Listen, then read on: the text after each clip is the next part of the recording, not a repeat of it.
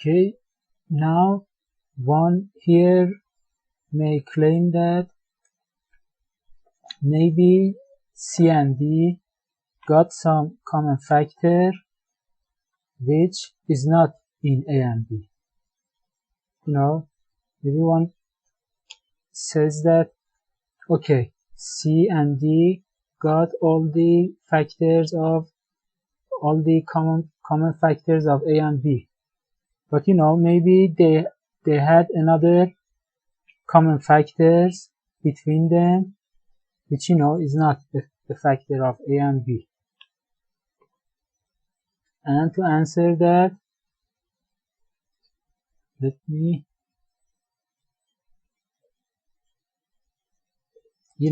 suppose C was A minus B. Let me write it by another color.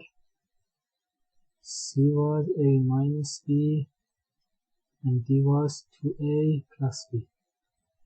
So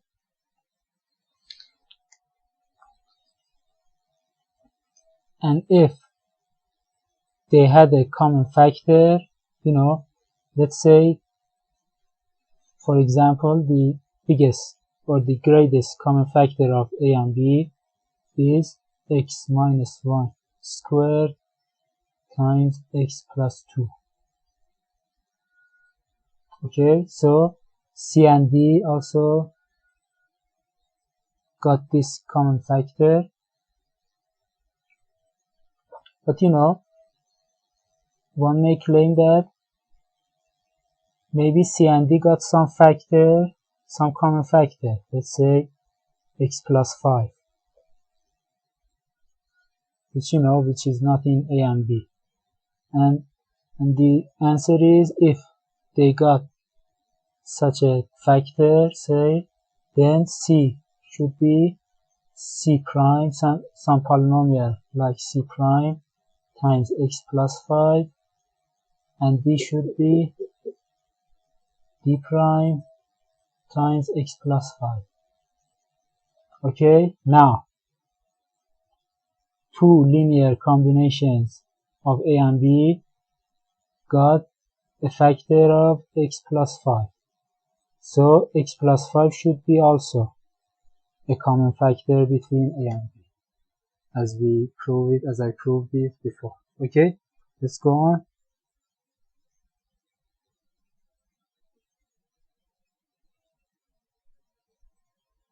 Let's find another useful linear combination of C and D.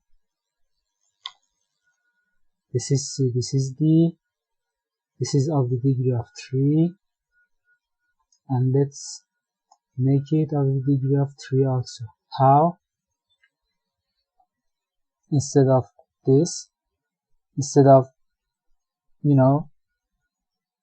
going in the way that canceling the term for the x to the power of 4 term, and this is as before, as the way we did as this for D, and this is by cancelling out the constant terms C and D. How could we cancel out the constant terms of those? We could multiply this by 5 and this by 9 and subtract one from another. Okay, if you multiply this by 5, that would be minus 45, and this is by 9, that would be minus 45 again, and when we subtract it from this, the constant term goes away, and as before, we could write the resulting polynomial as x. The resulting polynomial, which doesn't contain a constant term. So we could write it as x times another polynomial, and as before, this polynomial contains all of the common terms between C and D, common terms of C and D. Okay, so let's do that and write it down here. So that would be of the degree of 4, but after we writing it as x times another polynomial, inside the parentheses would be of the degree of 3. So let's first calculate 5c here. 5c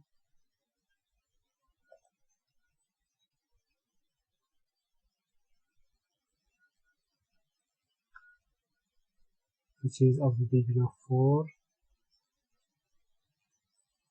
Okay, so we write it. What is this? Would be 25, 13,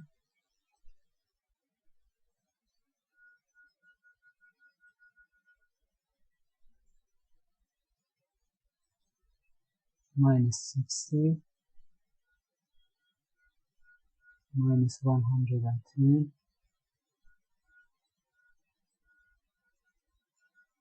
and minus 45, and 9d, minus 45 here,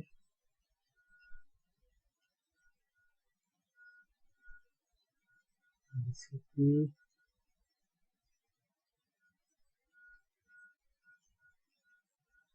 30, 29, that would be minus 108,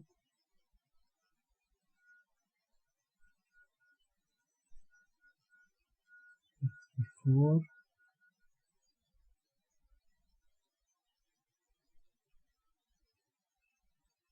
and 27. Okay, and subtract this from this, and let's, okay, we don't need d anymore, so we got minus 2,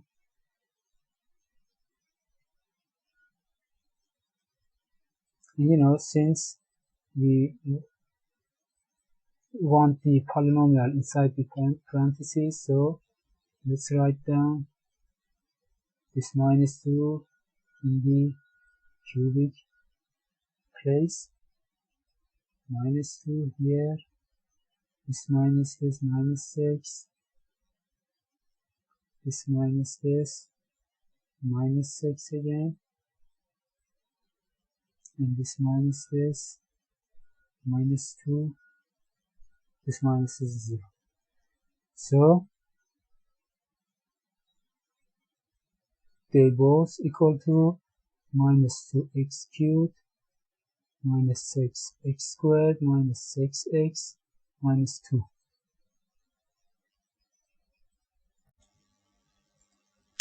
And these are, this and this are two different linear combinations of C and D. Here is 3c minus 5d, and here is 5c minus 9d. Minus 9d, not 9d. Okay? So, this is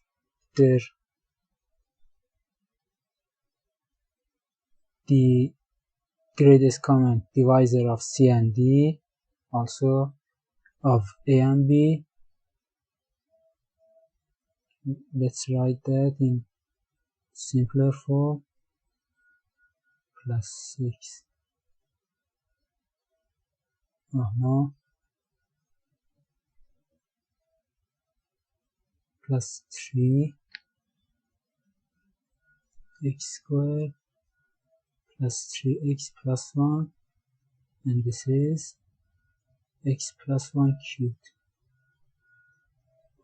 Okay, and you know, one thing here is that the constants multiply by another factors doesn't count in the greatest common factor or the greatest common divisors, because